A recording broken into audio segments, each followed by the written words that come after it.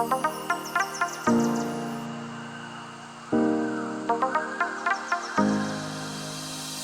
้ามาในดินแดนที่แสนวิเศษเพื่อตามหาสิ่งที่ซ่อนเอาไว้เป็นท็อปซีเครตเป็นตำนานถูกปิดบังเอาไว้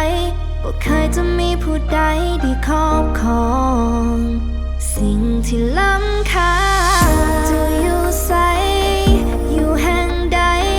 ปรากฏกายให้ใครเห็นได้บอกอยู่เทิงฟ้า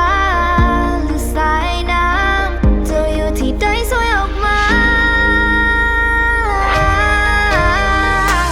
มหัศจรรย์ที่ซ่อนเอาไว้สิ่งที่ใครตามหาในที่สุดก็พบสิ่งที่ต้องการที่ใจปรารถนาเจ้าเปรียบเหมือนดังไม้สัญชัยเพียงมีเจ้าใครก็มั่นใจ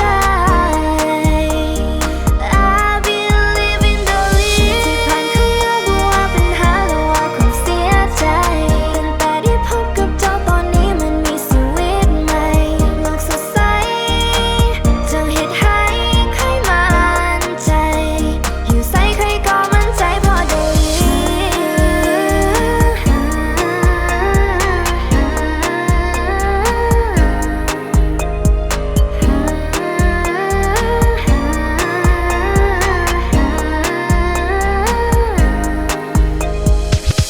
คอยเสียเวลาหลายเดือนหลายพันหลายคืนหลายวันหลายเดือนหลายปีกว่าจะได้พบสิ่งที่ต้องการรอคอยมานานจนถึงวันนี้